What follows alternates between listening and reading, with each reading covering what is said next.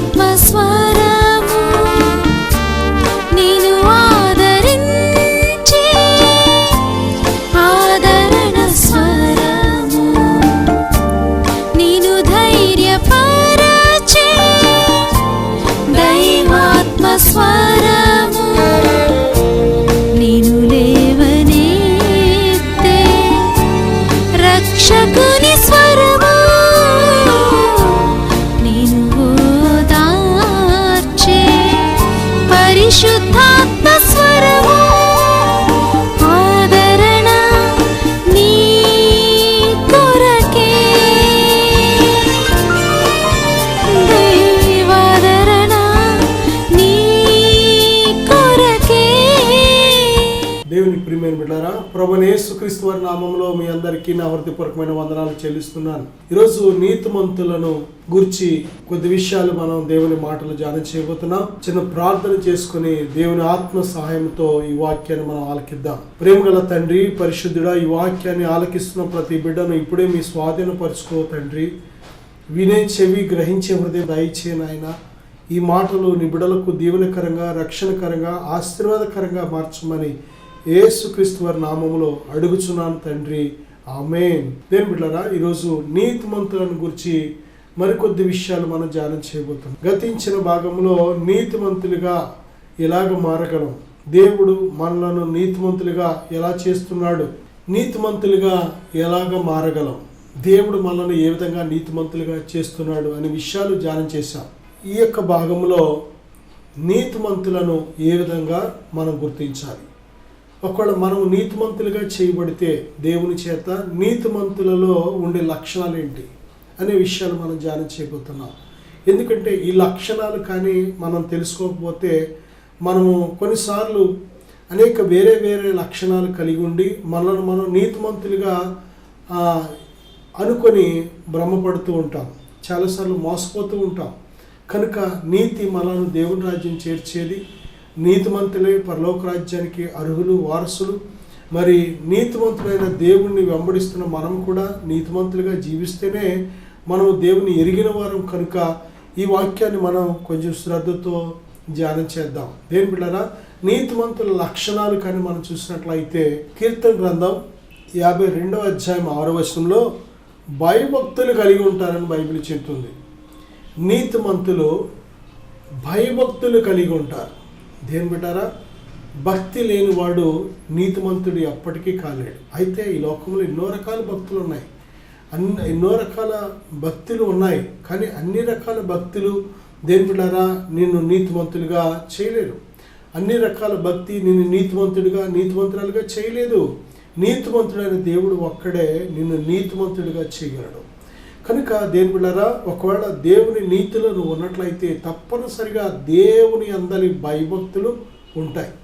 దేవుని భయభక్తులు లేని వ్యక్తి ఎప్పటికీ నీతిమంతుడు కాలేడు. కీర్తన గ్రంథం 68వ అధ్యాయం 3వ వచనంలో నీతిమంతులు దేవుని సన్నిధిని సంతోషించుదురు, ఉల్లసించుదురుగాక, మహానందము నొందుదురుగాక అనే మాట మనం చూస్తున్నాం. నీతిమంతులకు ఉండే లక్షణం మరొకటి ఏంటంటే, మొదటిగా దేవుని యందు భయభక్తులు కలిగి ఉంటారు. రెండవదిగా వారు దేవుని సన్నిధిని సంతోషిస్తారు. దేని బిడ్డారా, దేవుని సన్నిధిని సంతోషించగలుగుతున్నావా? దేవుని సన్నిధిలో దేవుడిచ్చే ఆ గొప్ప నెమ్మదిని, సమాధానాన్ని అనుభవించగలుగుతున్నావా? దేవుని సన్నిధిలో నీ హృదయం ఆనందాన్ని పొందుకుంటుందా? అలాగ పొందుకోలేకపోతుంది అంటే నీతిని ఎక్కడో మొత్తం మీద తప్పిపోయావు, ఎక్కడో నీతిని విడిచిపెట్టేశావు, లేక నీతిమంతుడికి ఇంకా నీవు తీర్చబడలేదు. కనుక దేని బిడ్డారా, నీతిమంతులు ఉండే లక్షణం ఏంటంటే వారు దేవుని సన్నిధిని ఉల్లసిస్తారు, ఆనందిస్తారు, సంతోషిస్తారు. ఈరోజు నీ దేవుని మందిరానికి వెళుతున్నాం, కానీ దేవుని సన్నిధిలో ప్రవేశించలేకపోతున్నాం. దేవుని మందిరం అంటే మనము కూడుకునే స్థలం. 2-3 ఆయన నామంలో ఎక్కడ కూడుకుంటారో ఆ స్థలమే దేవుని మందిరం లేక సహవాసం అనుకోవచ్చు. దేని బిడ్డారా, రెండవదిగా దేవుని మందిరం మన దేహము, దేవుని ఆలయం అని బైబిల్ చెప్తుంది. అలాగే దేవుని ఆత్మ నీలో నివసిస్తున్నప్పుడు, నీవు దేవుని ఆత్మతో నింపబడుతున్నప్పుడు, దేవుని ఆత్మలో నీవు పొందుకునే ఆ నిదర్శనం ఏంటంటే సంతోషం, ప్రేమ, సంతోషం, సమాధానం అని ఈ విధంగా 9 రకాల ఆత్మఫలాలు ఉన్నాయి. 9 రకాల ఆత్మఫలాల్లో ఈ సంతోషం అనేది దేవుని ఆత్మ నీలో ఉంటేనే ఈ సంతోషాన్ని అనుభవించగలుగుతాం. దేవుని బిడ్డలారా, అలాగే నీతిమంతులు దేవుని సన్నిధిలో సంతోషిస్తారు, ఉల్లసిస్తారు, మహానందం నొందుతారని బైబిల్ వాగ్దానం చేస్తుంది. కనుక నీతిమంతుల గుంపులో మనం ఉన్నట్లయితే మన హృదయం ఎల్లప్పుడూ ప్రభునందు సంతోషించేదిగా ఉంటుంది. అంతేకాదు ప్రభు ఇచ్చే సంతోషాన్ని ఎల్లప్పుడూ అనుభవిస్తూ ఉంటుంది అన్నమాట. ఇదొక లక్షణం మనం చెప్పవచ్చు. మూడవదిగా మనం చూస్తే కీర్తన గ్రంథం 118 అధ్యాయం 15వ వచనంలో నీతిమంతుల గుడారములలో రక్షణను గూర్చిన ఉత్సాహ సునాదము వినబడును. నీతిమంతుల గుడారములో రక్షణను గూర్చిన ఉత్సాహ సునాదము వినబడును. రక్షణ వార్త. దేవుని బిడ్డలారా, ఒక్కరు రక్షించబడితే ఆ రక్షణ వార్త ఆ ఇంటిలో అందరూ కూడా వింటారు, చూస్తారు. ఆ రక్షించబడిన వ్యక్తిలో ఉన్న మార్పుని ఆ కుటుంబం గమనిస్తూ ఉంటుంది. అంతేకాదు ఈ రక్షణ సునాదం దేవుని బిడ్డలారా, నువ్వు ఎక్కడికి వెళ్ళినా నీలో ఉన్న ఆ గొప్ప మార్పును వారు గ్రహించగలుగుతారు. కనుకనే మనం నేర్చుకోవాల్సిన పాఠం ఏంటంటే రక్షించబడిన మన గృహాల్లో రక్షణను గూర్చిన సునాదం వినబడాలి. దేవుని బిడ్డలారా, రక్షించబడిన నువ్వు దేవుల్లో ఎంతవరకు ఆనందిస్తున్నావు? పాటల ద్వారా, కీర్తనల ద్వారా, ఆరాధన ద్వారా దేవునిలో ఎంతవరకు నువ్వు ఆనందించగలుగుతున్నావు? ఈ రక్షణ సునాదాన్ని, ఈ రక్షించబడిన తర్వాత ప్రభువులో నువ్వు పొందే అనుభూతిని పాటల రూపంలో, కీర్తన రూపంలో, పద్యాల రూపంలో ఎంతవరకు పాడగలుగుతున్నావు? నిజమే, మన అందరికీ తెలుసు, నిజమైన ప్రేమలో పాటలు ఉంటాయి. దేవుని బిడ్డలారా, దేవునిలో నువ్వు ఎప్పుడైతే రక్షించబడ్డావో, దేవుడు తన రక్తంతో కడిగి నిన్ను పరిశుద్ధపరిచాడో, ప్రతి బంధకాల నుంచి నిన్ను విడిపించాడో, నీ ఆత్మ సంతోషముగా దేవుణ్ణి స్తుతిస్తూ, ఆరాధిస్తూ, దేవునిని కొనియాడుతూ ఉంటుంది అనమాట. ఇదొక లక్షణం. సామెతల గ్రంథం 10వ అధ్యాయం 11వ వచనంలో నీతిమంతుని నోరు జీవపు ఊట. నీతిమంతుని నోరు జీవపు ఊట. ఒక వ్యక్తి నీతిమంతుడిగా మార్చబడితే, ప్రభువైన యేసుక్రీస్తు వారి ద్వారా నీతిమంతుడిగా, ఒక పాపి నీతిమంతుడిగా మార్చబడితే ఆ వ్యక్తిలో కనిపించే మరొక లక్షణం ఏంటంటే జీవపు ఊట. అంటే మాటలలో జీవం కనబడుతూ ఉంటుంది.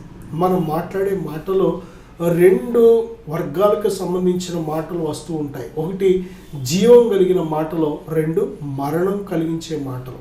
జీవము, మరణము 2 మన నాలుక వశము, మన నోటి వశమని వాక్యం సెలవిస్తుంది. కనుక దేవుని బిడ్డలారా, నీవు నీతిమంతుల గుంపులో ఉన్నట్లయితే నీ నోట్లోంచి వచ్చే ప్రతి మాట వల్ల ఇతరులు మేలు పొందుతూ ఉంటారు, ఇతరులు రక్షించబడుతూ ఉంటారు, ఇతరులు దీవించబడుతూ ఉంటారు, ఇతరులు ఆదరించబడుతూ ఉంటారు, ఇతరులు దేవునిని తెలుసుకోగలుగుతూ ఉంటారు. ఒకవేళ అలా కాకుండా నీ నోటి నుంచి వచ్చే మాటలు ఇతరుల్ని గాయపరుస్తున్నట్లయితే, ఇతరుల్ని బాధ పెడుతున్నట్లయితే, ఇతరులను ఇబ్బంది పెడుతున్నట్లయితే, ఇతరులకు ఏదో విధంగా నష్టం కలిగిస్తున్నట్లయితే నీవు నీతిమంతుల గుంపులో లేవని అర్థం. దేవుడిచ్చిన నీతి లేదు అని అర్థం. దేవుని బిడ్డలారా, ఎందుకంటే హృదయము నిండి ఉండి దానిని బట్టి నోరు మాట్లాడుతుంది. హృదయము నిండి ఉండి దాన్ని బట్టి ప్రవర్తన, హృదయము నిండి ఉండి దాన్ని బట్టి నడకలు. ఒక వ్యక్తి నీతిమంతుడిగా మార్చబడినట్లయితే తన హృదయంలో ఉండే ఆ మార్పును బట్టే తన మాటలు, ప్రవర్తన, నడకలు ఆధారపడి ఉంటూ ఉంటాయి. కాబట్టి ఒక వ్యక్తి నీతిమంతుడిగా మార్చబడినట్లయితే ఆ వ్యక్తిలో ఉండే లక్షణం ఏంటంటే తన నోరు ఎప్పుడు కూడా జీవవాక్కులను, మరి ఇతరులకు మేలుకరమైన వచనాలు పలుకుతూ ఉంటుంది. ఇదొక లక్షణం. సామెతల గ్రంథం 10వ అధ్యాయం 20వ వచనంలో నీతిమంతుని నాలుక ప్రశస్తమైన వెండి వంటిది. దేవుని బిడ్డలారా, చూడండి, ఇది మాటలు నేను చదువుతూ ఉంటాను, జాగ్రత్తగా మనం గమనిద్దాం. నీతిమంతుని పెదవులు అనేకులకు నీతిమంతుల నోరు, పెదవుల ద్వారా వారు అనేకులకు మరి జీవవాక్యాలు ఉపదేశిస్తూ ఉంటారు. సామెతల గ్రంథం 10వ అధ్యాయం 32వ వచనంలో నీతిమంతుని పెదవులు ఉపయుక్తమైన సంగతులు పలుకును. సామెతల గ్రంథం 11వ అధ్యాయం 9వ వచనంలో తెలివి చేత నీతిమంతులు తప్పించుకుందురు. ఒక వ్యక్తి నీతిమంతుడైతే దేవుడు తనకే మంచి తెలివినిస్తూ ఉంటాడు, ఆత్మ సంబంధమైన జ్ఞానాన్ని దేవుడు ఇస్తూ ఉంటాడు. కాబట్టి దేవుని బిడ్డలారా, నీతిమంతుడు ఎక్కువ శాతం తను తెలివి చేత తప్పించుకుంటూ ఉంటాడు. చాలామంది తెలివి లేక సమస్యలలో చిక్కుకుంటూ ఉంటారు. చాలామంది దేవుని బిడ్డలారా, ఈరోజు చాలా మనం ఎదుర్కొంటున్న సమస్యలలో, చాలామంది ఎదుర్కొంటున్న సమస్యలలో దానికి కారణం ఏంటంటే తెలివి లేక, తప్పించుకునే తెలివి లేక. దేవుని బిడ్డలారా, చాలామంది మరి కొన్ని రకాల సహవాసాలను బట్టి, మూర్ఖ స్వభావాన్ని బట్టి, తొందరపాటును బట్టి, మనుషులను గుడ్డిగా నమ్ముటను బట్టి చాలా సమస్యల్లో చిక్కుంటూ ఉంటారు. కానీ నువ్వు ఎప్పుడైతే నీతిమంతుల గుంపులో ఉన్నట్లయితే, నీ దేవుడిచ్చే నీతిని కలిగి ఉన్నట్లయితే, దేవుడు తెలివినిచ్చి నిన్ను తప్పిస్తూ ఉంటాడు. సామెతల గ్రంథం 11:23 నీతిమంతుల కోరిక ఉత్తమమైనది. మనం చాలా కోరికలు కోరుతూ ఉంటాం, కానీ అన్ని కోరికలు దేవుని చిత్తం కాదు. మనం చాలా కోరికలు కోరుతూ ఉంటాం, కొన్ని కోరికలు మనకు నష్టాన్ని కలిగిస్తాయి. మనం చాలా కోరికలు కోరుతూ ఉంటాం, కొన్ని కోరికలు దేవుని నామానికి అవమానం. మనం చాలా కోరికలు కోరుతూ ఉంటాం, అవి కొన్ని మన శరీర ఇచ్చలకు సంబంధించిన కోరికలు. మన యొక్క దురుద్దేశాలతో మనం అడుగుతూ ఉంటాం, దుర్వినియోగం చేయడానికి అడుగుతూ ఉంటాం, మన సుఖభోగాల నిమిత్తం దేవుని అడుగుతూ ఉంటాం. మనం అడిగేవి చాలాసార్లు మనకి మెప్పు రావాలని, మనకి పేరు రావాలని, మనకు ఘనత రావాలని, మనకు ఏదోటి ప్రతిఫలం రావాలని ఆశించి మనం కోరుతూ ఉంటాం. దేవుని బిడ్డలారా, అందుకే మరి దేవుని యొక్క పరిశుద్ధ బైబిల్ గ్రంథంలో చాలామంది వారు కోరిన కోరికలకు దేవుడు జవాబు ఇవ్వలేదు. అన్ని ప్రార్థనలు దేవుని చిత్తం కాదు. దేవుని చిత్తం కాని ప్రార్థన, ఏ ప్రార్థనకు జవాబు రాదు. దేవుని బిడ్డలారా, మనం అడుగుతాం కానీ దురుద్దేశంతో, లేకపోతే మన సుఖభోగాల నిమిత్తం రకరకాల కారణాల చేత శోధించబడి దేవుని అడుగుతూ ఉంటాం. అలాగని మనం అడిగినంత మాత్రాన ఆయన తన చిత్తానికి విరోధమైన వాటిని దేవుడు మనకి ఇచ్చే దేవుడు కాదు. అయితే ఇక్కడ నీతిమంతుని గుర్తించడానికి లక్షణాల్లో ఇదొక లక్షణం. ఒక వ్యక్తి ప్రభు చేత నీతిమంతుడిగా ఎంచబడినట్లయితే ఆ వ్యక్తి మరి దేవుణ్ణి అడిగే ప్రతీదీ కూడా దేవుని చిత్తానుసారంగా ఉంటూ ఉంటుంది. అందుకే నీతిమంతుని కోరిక ఉత్తమమైనది అని బైబిల్ స్పష్టంగా చెబుతుంది. సామెతల గ్రంథం 12:5 నీతిమంతుల తలంపులు న్యాయయుక్తములు. ప్రియబిడ్డలారా, చూడండి, నీతిమంతుని తలంపు అనేది హృదయానికి సంబంధించింది, మాటలు నోటికి సంబంధించింది. ప్రియబిడ్డ, తలంపును బట్టే మాటలు ఉంటాయి, తలంపును బట్టే ప్రవర్తన, తలంపులను బట్టే నడక, తలంపులను బట్టే మనం ఎవరం అనేది ఈ లోకానికి తెలుస్తూ ఉంటుంది. ఒక మనిషి చేసే పనులను బట్టి మనిషి నిర్ణయించలేం. ఒక మనిషి మాట్లాడే మాటను బట్టి ఆ మనిషి నిర్ణయించలేం.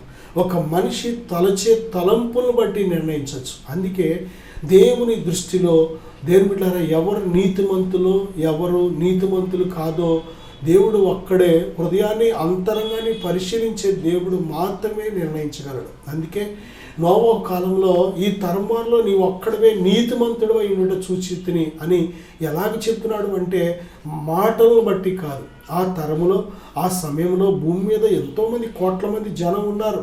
అయితే అందరి మాటలు పాపంగా లేవు. కొద్దిమంది నీతిమంతులుగానే మాట్లాడుతూ ఉన్నారు. అందరూ పాప క్రియలు చేయలేదు, కొద్దిమంది మంచి క్రియలు కూడా చేస్తున్నారు. కానీ వారి హృదయ ఆలోచనలు చూసినప్పుడు అందరి ఆలోచనలు కూడా తప్పిపోయినట్టు దేవుడు చూశాడు. దేవుని బిడ్డలారా, దేవుడు దేనిని బట్టి నిర్ణయిస్తాడంటే హృదయంలో ఉండే ఆలోచన బట్టి నిర్ణయిస్తూ ఉంటాడు. అందుకే వారు హృదయంలో తప్పిపోయే ప్రజలని దేవుడు చెప్పాడు. మనం నోటి మాటలోనే కాదు, హృదయంలో కూడా తప్పిపోకూడదు. నోటి మాటలో తప్పిపోకూడదు, మన క్రియలలో మనం తప్పిపోకూడదు. మనం ఎప్పుడైతే మొట్టమొదటిగా హృదయపు ఆలోచనలలో తలంపులలో తప్పిపోకుండా ఉంటామో మాటలు కూడా తప్పకుండా ఉండగలుగుతాం. అలాగే మన క్రియలన్నింటిలో కూడా స్థిరులుగా మనం ఉండగలుగుతాం. నీతిమంతుని కొన్ని లక్షణాలు, ఒక లక్షణం ఏంటంటే, తను నీతిమంతులకు ఉండే ఒక ప్రత్యేకమైన లక్షణం ఏంటంటే, నీతిమంతుల తలంపులు న్యాయయుక్తంగా ఉంటూ ఉంటాయి.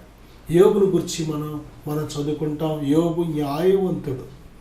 యోబు దేవుని యందు భయభక్తులు కలిగిన వాడు, చెడుతనాన్ని విసర్జించిన వాడు. నిజమే దేవుని బిడ్డలారా, దేవుని యందు భయభక్తులు కలిగి చెడుతనాన్ని ఏ క్షణమైతే విసర్జిస్తామో అప్పుడే నీ హృదయంలో తలంపులు మారుతూ ఉంటాయి.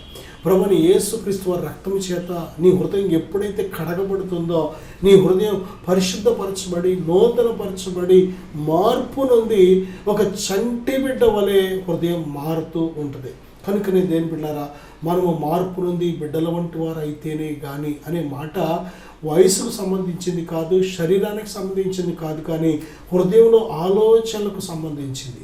ఆ చంటి బిడ్డల హృదయాల్లో ఎటువంటి పాపపు ఆలోచనలు ఉండవు, ఎటువంటి దుర్మార్గపు ఆలోచనలు ఉండవు, ఎటువంటి శరీర సంబంధమైన ఆలోచనలు ఉండవు, లోక సంబంధమైన ఆలోచనలు ఉండవు, శత్రువైన సాతాను ఆలోచనలు ఉండవు.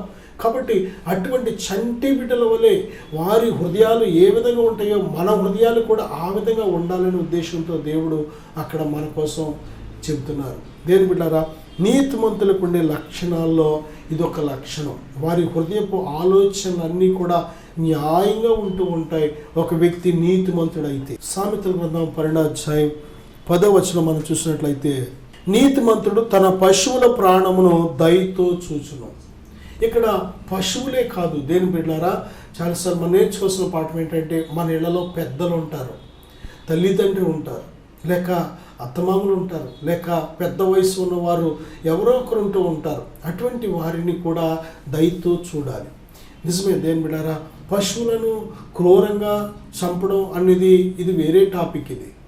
ఇది మనం తినడానికి కొన్ని చేపలు చంపుకొని తినాలి, కోళ్ళు చంపుకొని తినాలి, లేకపోతే కొన్ని మేకలు గొర్రెలు మనం మానవుడు తినడానికి చంపుకొని తినాలి. కానీ ఇక్కడ కానీ మనం చూసినట్లయితే దేని బిడ్డారా, ఒక వ్యక్తి తన ఏదైనా పశువులు, ఒక కుక్క కావచ్చు, లేకపోతే ఇక ఏదైనా పెంచుకునే అలవాటు ఉన్నవారు పెంచుకునే ఆ వ్యక్తి దేని బిడ్డారా, ఆ పశువులు అవి ఎలాగా తింటున్నాయా లేదా అవి ఎలాగున్నాయనేది పట్టించుకునే మనసు ఉంటూ ఉంటుంది. అంటే ప్రాణుల్నే పట్టించుకునే మనసు ఉందంటే ఇంటి వారిని ఇంకెంత బాధ్యతగా పట్టించుకుంటారు. దాని అర్థం దేని బిడ్డారా, ఈరోజు నిజంగా మన ఇంటి వారిని, ఇంట్లో ఉండే కొద్దిమంది పెద్ద వయసు వారిని మనం పట్టించుకుంటున్నాం. అసలు చాలా చోట్ల జరిగేది ఇదే. పెద్దలను నిర్లక్ష్యం చేస్తున్నాం, వృద్ధులను నిర్లక్ష్యం చేస్తున్నాం.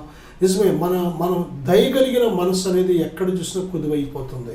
దేవుడు దయగలిగిన మనసును దేవుడు మనకు దయచేస్తున్నాడు. పరిశుద్ధాత్మ మనలోకి వచ్చినప్పుడు దయ, మంచితనం అనేది మనలో కుమ్మరించబడుతుంది. కనుక దేవుని యొక్క ఆ యొక్క గుణం, దయ అనేది దేవుని గుణం కలిగి మనం జీవించగలుగుతాం, మంచితనం చూపించగలుగుతాం. దేని బిడ్డారా, ఇక్కడ మరి నీతిమంతుడు తన పశువుల ప్రాణం పట్ల దయ చూపిస్తాడని బైబిల్ చెబుతుంది. సామెతల గ్రంథం 12వ అధ్యాయం 26వ వచనంలో, నీతిమంతుడు తన పొరుగు వారికి దారి చూపిస్తాడంట. నిజమే, దేనిలో చాలా గొప్ప విషయం అనమాట. మనము మన పొరుగు వారికి దారి చూపించే వారిగా మనం ఉండాలి. ఈరోజు ఎక్కడ చూసినా పొరుగు వారితో సమాధానం లేనివారు, పొరుగు వారికి విరోధంగా మాట్లాడేవారు, పొరుగు వారితో రకరకాల కలహాలు సమస్యలతో ఉన్నవారు చాలామంది చూస్తున్నాం. కానీ నీతిమంతుడు తన పొరుగు వారికి దారి చూపించేవాడిగా ఉంటాడు, తన పొరుగు వారితో సమాధానకరంగా ఉంటూ ఉంటాడు, తన పొరుగు వారికి ఆశీర్వాదకరంగా ఉంటూ ఉంటాడు. దేని బిడ్డారా, కాబట్టి అటువంటి నీతిమంతులైన పొరుగువారు మన చుట్టూ ఉన్నారు అంటే నిజంగా ఆ విషయంలో మనం చాలా ధన్యం. ఒక మంచి నీతిమంతుడైన వ్యక్తిని పొరుగువానిగా మనం కలిగి ఉండడం కూడా అది గొప్ప ఆశీర్వాదం. సామెతల గ్రంథం 15వ అధ్యాయం 28వ వచనంలో, నీతిమంతుని మనసు యుక్తమైన ప్రత్యుత్తరం ఇచ్చను, యుక్తమైన ప్రత్యుత్తరం ఇచ్చుటకు ప్రయత్నించను. చూడండి, నీతిమంతుని మనసు యుక్తమైన ప్రత్యుత్తరం ఇచ్చుటకు ప్రయత్నిస్తాడంట. అంటే మంచిగా సమాధానం చెప్పడం. దేని బిడ్డారా, ఇతరులతో నువ్వు ఏ విధంగా సమాధానం చెప్తున్నావు, మరి మన సమాధానాన్ని బట్టి అవతల నుంచి మనకు రియాక్షన్ వస్తూ ఉంటుంది. మన మాట్లాడే విధానాన్ని బట్టి అవతల నుంచి మనం ఏదైనా పొందుకోగలుగుతాం. అది మంచైనా చెడైనా మన మాటలు, మనం మాట్లాడే ఆ యొక్క ప్రత్యుత్తరం అనేది చాలా ప్రాముఖ్యమైనది. కనుక మనుషులతో మనం మాట్లాడినా, దేవునితో మనం మాట్లాడినా మన ప్రత్యుత్తరం ఎప్పుడు కూడా ఎలా ఉండాలంటే తగ్గింపుతో కూడినదై ఉండాలి, ప్రేమతో కూడినదై ఉండాలి, విశ్వాసముతో కూడినదై ఉండాలి, యథార్థతతో కూడినదై ఉండాలి. దేని బిడ్డలారా, యుక్తమైన ప్రత్యుత్తరం అనేది దేవుని వల్లనే సాధ్యం. దేవుడు మనకు సహాయం చేస్తే మనము ఎవరితోనైనా మరి చక్కగా ప్రత్యుత్తరం ఇచ్చి చక్కగా ప్రవర్తించగలుగుతాం. నీతిమంతుడికి ఉండే లక్షణాల్లో ఇది ఒక గొప్ప లక్షణం. యుక్తముగా ప్రత్యుత్తరం ఇస్తూ ఉంటాడు. సామెతల గ్రంథం 17వ అధ్యాయం 26వ వచనం, అలాగే 20వ అధ్యాయం 7వ వచనం కూడా చూస్తే నీతిమంతులకు ఉండే ఒక లక్షణం ఏంటంటే యథార్థత కలిగి ఉంటారు. ఈ జెన్యూనెస్, ఈ ఫ్రాంక్నెస్ అనేది చాలా ప్రాముఖ్యమైనది. ఈరోజు మనం ఎక్కడ చూసినా మనుషుల్లో ఇది లోపించడం మనం చూస్తున్నాం. కానీ దేని బిడ్డారా, యథార్థత అనేది ఎప్పటికైనా గొప్ప గొప్ప ఫలాలు ఇస్తూ ఉంటుంది. దేవుడు యథార్థవంతుడు. ఆయన పిల్లమైన మనం కూడా యథార్థవంతులుగానే బ్రతకాలి. దాచిపెట్టేవారిగా, నిజాలు దాచిపెట్టేవారిగా ఉండకూడదు. మనం దేని బిడ్డారా, ఉన్నది లేనట్టు, లేనిది ఉన్నట్టు ఆ విధంగా సృష్టించేవారిగా మనం ఉండకూడదు. దేని బిడ్డారా, మనము అన్ని విషయాల్లో మన ఆలోచనలో కానీ, మన యొక్క మాటలో కానీ, మన ప్రవర్తనలో కానీ యథార్థత అనేది తప్పనిసరిగా మనం కలిగి ఉండాలి. దేని బిడ్డారా, నీతిమంతులు ఉండే లక్షణం ఏంటంటే ఈ యథార్థత అనేది ఉంటూ ఉంటుంది. అందుకే ప్రభు చెప్తున్నారు కదా, మీ మాట అవునంటే అవును, కాదంటే కాదు, వీటికి మించినది దుష్టుల నుండి పుట్టినది. కనుక దేని బిడ్డారా, మనము చాలాసార్లు ప్రమాణాలు చేస్తూ ఉంటాం, ఒట్లు పెడుతూ ఉంటాం. అవన్నీ కూడా మన యథార్థతను తగ్గించేస్తూ ఉంటాయి. నువ్వు యథార్థంగా ఉంటున్నప్పుడు నువ్వు చెప్పిన మాట ఇతరులు నమ్మకపోతే వాటిని నమ్మించడానికి ప్రయత్నం చేయవలసిన పని లేదు. నీ యథార్థత ఏదో ఒక రోజున బయలుపడుతుంది. ఆధారాలతో ఆ రోజున దేవుడు నిన్ను తలెత్తుతాడు. ఆ రోజున అందరి చేతను గొప్ప మన్నను పొందుకుంటావు. కనుక కొన్నిసార్లు అబద్ధం అనేది చాలా స్పీడ్గా వెళుతూ ఉంటుంది. కానీ ఏదో ఒక రోజు యథార్థత అనేది దేని బిడ్డ అది సత్యంతో కూడి ఉంటుంది. కనుక ఆ యథార్థ జీవితం అనేది ఏదో ఒక రోజు అది ఏం చేస్తుందంటే ఓవర్టేక్ చేస్తుంది. కాబట్టి ఎప్పటికైనా యథార్థవంతులు గెలుస్తారు. యథార్థవంతుడుగా, యథార్థవంతురాలుగా నువ్వు జీవించినట్లయితే ఎప్పటికైనా నీకు మేలు కలుగుతుంది. దేవుని బిడ్డలారా, నేను మీకోసం చిన్న ప్రార్థన చేయాలని ఆశపడుతున్నాను. ఈ ప్రార్థనలో ఏకీవిద్దాం. కళ్ళు మూసుకుందాం. పరిశుద్ధుడా, ఘనమైన తండ్రి, నీతిమంతులను గూర్చిన కొన్ని లక్షణాలు మేము ధ్యానం చేశాం. నాయనా, నిజమే ప్రభువా, నీతిమంతుల గుంపులో మేము ఉండాలని ఆశపడుతున్నాం. నీతిమంతులే ఎత్తబడతారు ప్రభువా, పాపులు విడవబడతారు. తండ్రి, ఇదిగో మీ రక్తము చేత మమ్మల్ని ఉచితముగా కడిగి నీతిమంతులుగా చేశావు. మీ ఆత్మతో మమ్మల్ని ముద్రించి నీతిమంతులుగా చేశావు. మీ నామమందు మమ్మల్ని కడిగి నీతిమంతులుగా చేశావు. ఈ నీతిని మేము కడవరకు కాపాడుకునేటకు సహాయం దయచేయండి. నీతిమంతులకు ఉండే లక్షణాలు మేము కొన్ని ధ్యానించాం. ఈ లక్షణాలు నిత్యము పుష్కలంగా మేము కలిగి ఉండటకు సహాయం దయచేయమని ఈ వాక్యం ఆలకించి ప్రార్థన ఏకీవిస్తున్న ప్రతి బిడ్డను నాయన మీరిచ్చే నీతితో బిడ్డను అలంకరించమని, దీవించమని యేసుక్రీస్తు నామములో ప్రార్థిస్తున్నాను తండ్రి. ఆమేన్. God bless you.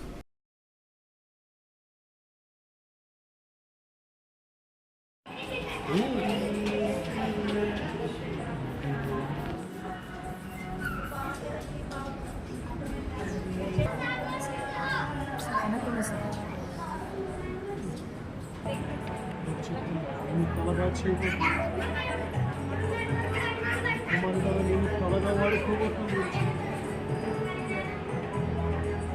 శక్తికి మించిన ప్రయాణం నీకు తోడుగా ఉన్నాను కనుక ఈ పూర్వంగా రూపించిన 5 వర్గాలను గడిచాను. మార్గాన్ని సరళం చేయబోతున్నాను.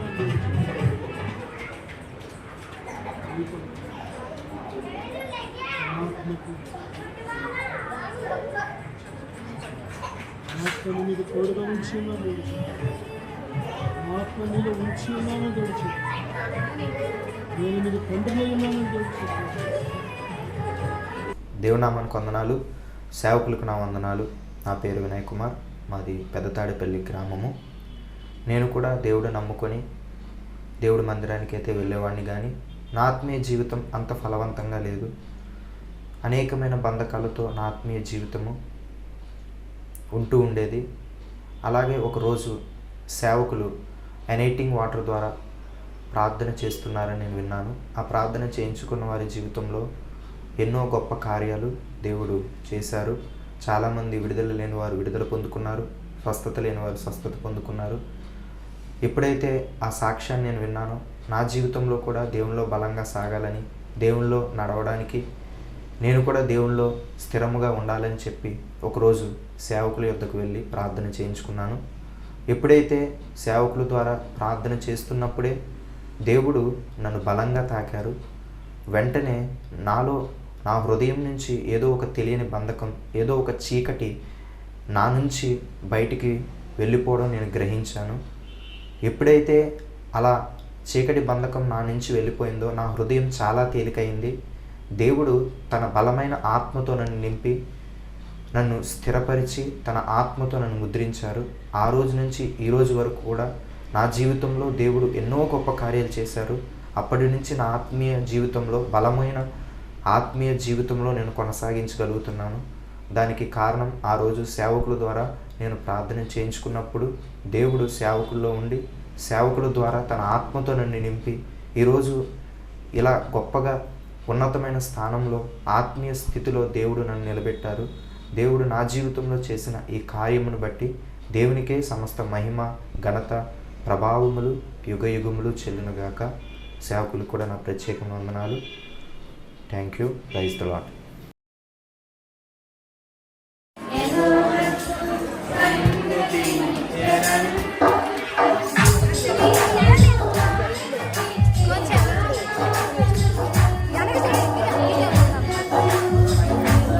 పైకి లేపండి.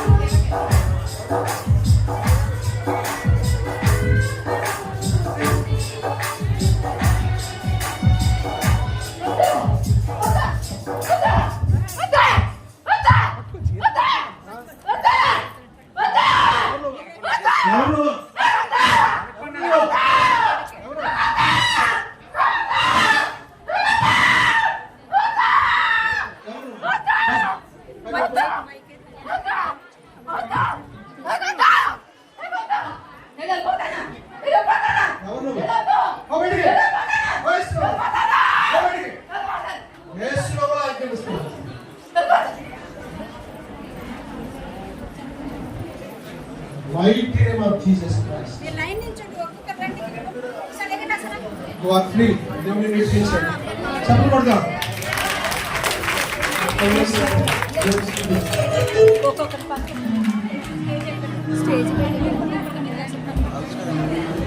దేవుడి పెట్ట మీ అందరికీ వందనాలండి. టైగర్ అందరికీ వందనాలు. సహోదరులకు అందరికీ వందనాలండి. 3 వారాల క్రితం శుక్రవారం నాడు నేను అయితే సంస్థను బట్టి చాలా ఆదాయంతో బాధలతో ఎన్నో హాస్పిటల్ తిరిగాను, ఎన్నో ఇది చేసాను. కానీ నాలో ఉన్న ఆరోగ్యం అయితే మరి ఇది అవ్వలేదు. అయితే డాక్టర్లు అయితే నువ్వు ఏ పని సెట్ తీయలేదమ్మా, నువ్వు ఎంతసేపు రెస్ట్గానే ఉండాలి అని చెప్పారు. ఏం చేద్దాను నేనైతే ఎలా బతకాలో నాకైతే తెలియదు.